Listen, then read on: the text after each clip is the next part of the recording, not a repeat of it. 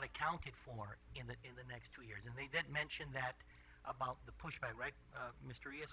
So again, to clarify, and I thought I was very clear this morning, I did not include in the estimates for and again, these next 2 fiscal years that we're dealing with, that there was no bump on revenues as a result of the military buildup. But how long? This bond is going to go more than the 2 years, right? Yeah, but again, how many more years past that? 35? Yes.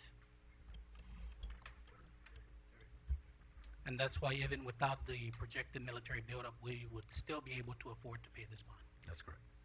Thank you. Senator Frank Blas. Thank you, Madam Chair. There are actually a couple questions. How you mentioned with regards to what your whole idea of now's the time to be able to do this. And we were talking about the market, and we're talking about the different markets. What's the market that you wanted to go out and take this bond to? The market that we wanted to go out and take this bond to? Yeah. I mean, so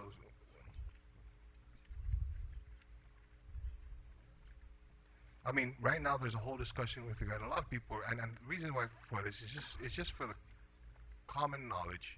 A lot of people are getting scared. They got scared because they're watching Fox News and CNN, and as far as the fluctuation of the stock market. Mm-hmm.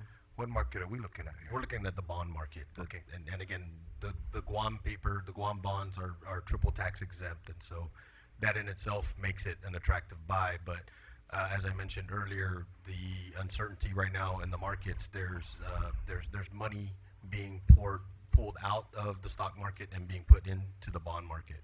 Okay, and so this is because of what's happening as far as the volatility of that other market, this is now becoming a more attractive one, and more people are flocking to be able for an investment. That's correct. This is the safer buy. What are some of the I guess hazards, if you will, for lack of a better term, of waiting till next year?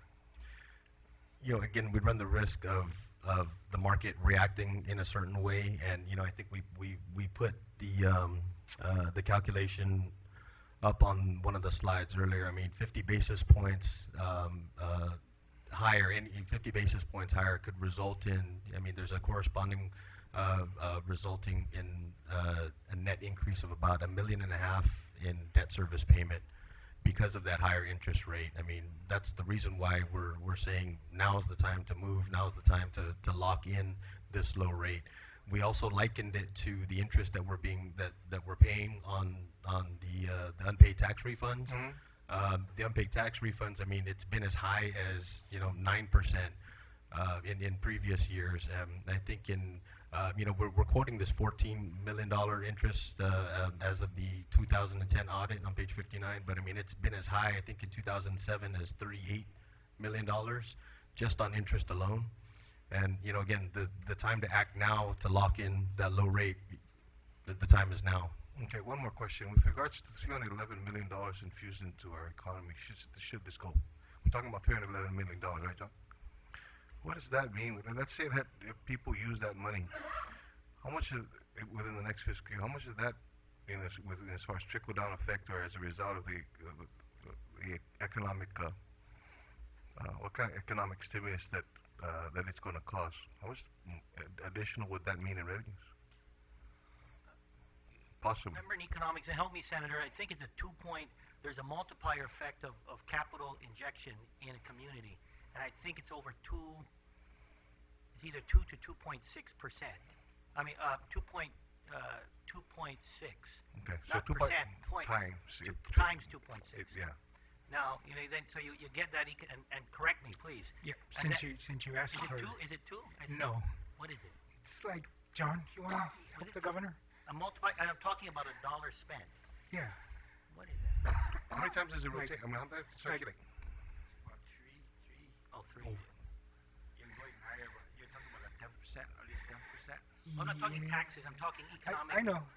The multiplier effect. Put it this way: the Pacific Center for Economic Studies at the University of Guam, in reviewing the multiplier effect used by the Department of Defense for the injection of the military expenditure into the government of Guam, into the community of Guam during the build-up, used a multiplier, I think, of 1.75.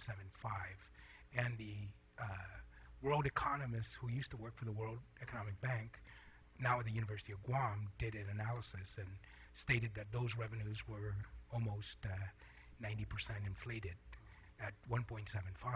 We did our own analysis, and we basically concur, so that the revenues that were estimated based on those economic factors were anywhere between 48 and 90% overstated. Okay, but other than that, it's $311 million that are new money, right? That's correct. New money into our economy. Well, the bottom line is that $300 million is spent. It's going to be more than $300 million. The multiplier effect, and again, I beg to disagree. I thought it was closer to 2%, but again, those are things for economists. But so if it's 2 times or 1 time, you'll see a growth of money multiplying in the community.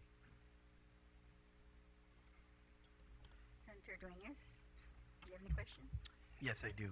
Carl, I think we need to be clear here that the $14 million accumulation annually at this point, as you discussed even, and there was priors before that, that's not going to go away unless we pay this off, yeah? That's correct. I mean, at the current pace, again, you know, that was 2010. Right now, we're tracking at roughly about that same amount for this current year. And so that basically means it's just the same thing. Explain what the UTRs, they don't change as well. And that roll-up, it doesn't move unless you pay off this debt. It won't move unless you address it. That's right. You know, talking about following national, and I think this is important, John. Is there any other jurisdiction within the United States of America that we know of at this point, or territories, that has stolen the money from their people the way we have? I am not too sure if there's any. Yeah, I think the governor has a good example. We just had the governor of the Virgin Islands here a couple months ago. You know, they've had their own financial issues with the Virgin Islands. And when he visited Guam, I was talking to him about our deficit, and I was explaining to him the size of the deficit and the percentage of it goes into tax refunds. And actually his mouth dropped because it's something unheard of in the Virgin Islands and not paying your tax refunds on time. Yeah. And you know, so I can't vouch for the, I don't think there's any other state or territory, at least when it comes to income taxes, that where tax refunds are not.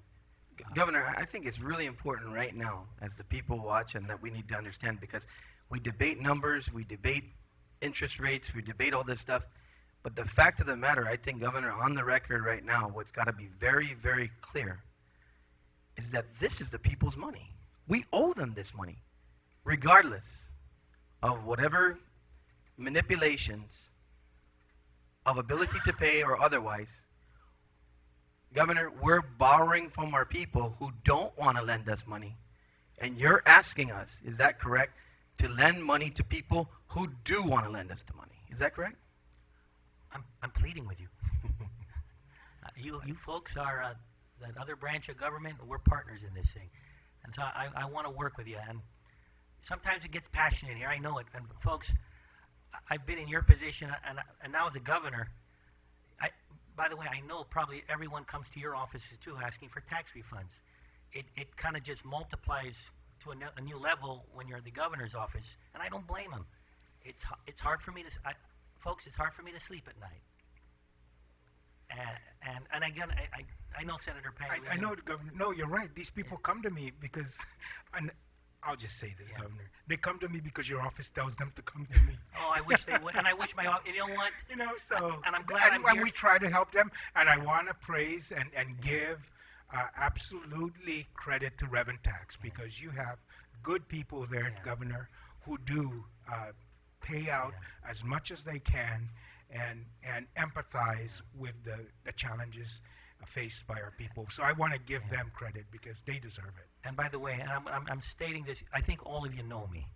You know, if my people have sent people over here, I want to apologize on behalf of my people. We shouldn't be pointing at other fingers at other folks and passing them around. These are human beings. So again, if that has occurred, my apologies. But one of the things, I want to see it end. Yes, me too. And just the other day, Governor, when we were going to discuss your bond bill here, or, you know, trying to push it, some of the people who had gone to your office to get help for refunds and then later on came to mine and, we both worked on it, I would say, Yeah. and RevTax paid it out. These people got a call from your office telling them, can you go down to Senator Pangilinan now and ask him to pay? And they said, but he already helped us. He got it paid. John Camacho paid it. Yeah.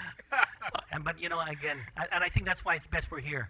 You have your staff, I have my staff, and I think it's important I'm here showing my commitment to working with you folks. And it's a difficult thing. We are in a hall. We're going to do our best, and I'm prepared, and I know Senator Cruz, we've been talking about I got to get our deficit commission together with you, because I want to make sure, in fact, when we put out our reorganization streamlining plan, and there's going to be some difficult cuts, I want that to be, in fact, I'd like to have that occur in the deficit commission so that it's laid out and we can have that discussion and you can see where we're going for that. And maybe I can just also ask, Governor, since Senator Dueñas asked you, do you know of anybody that hasn't paid their refunds and stolen the money from the people? Do you know of any state, Governor, that decided to retire its entire deficit in 1 year?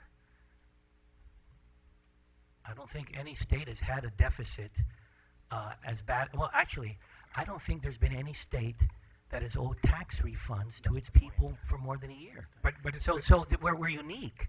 There's a deficit, but a lot of those other states are operational deficits. It's because they got their personnel costs, their programs, that to run that government, it costs more than money's coming in.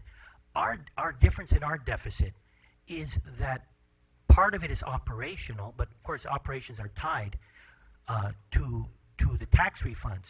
But we've allowed the deficit to get this big on the backs of the taxpayers. In fact, if you talk to Bertha or you talk to Bernie, anytime you get a deficit over $100 million, it becomes a cash flow issue. But the problem for us, how we've been able to go from not just 100 million, but to over 360 million, is because over a $250 million of it is in tax refunds. So that is why the government really has not just imploded in itself. So we are in a unique situation because our deficit is really on the backs of the taxpayer. I know, and unlike any other state or territory. And that's because we haven't prioritized the refunds. And I'm looking to prioritize those refunds, Governor. And we haven't.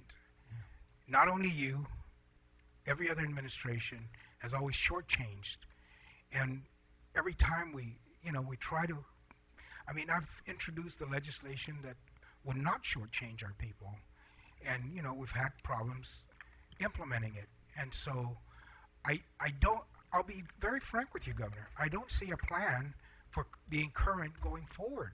I just see a plan to pay everything back, but to be current going forward, I don't see it. I don't see the commitment. I don't see the revenue structure and the revenue stream to be current going forward.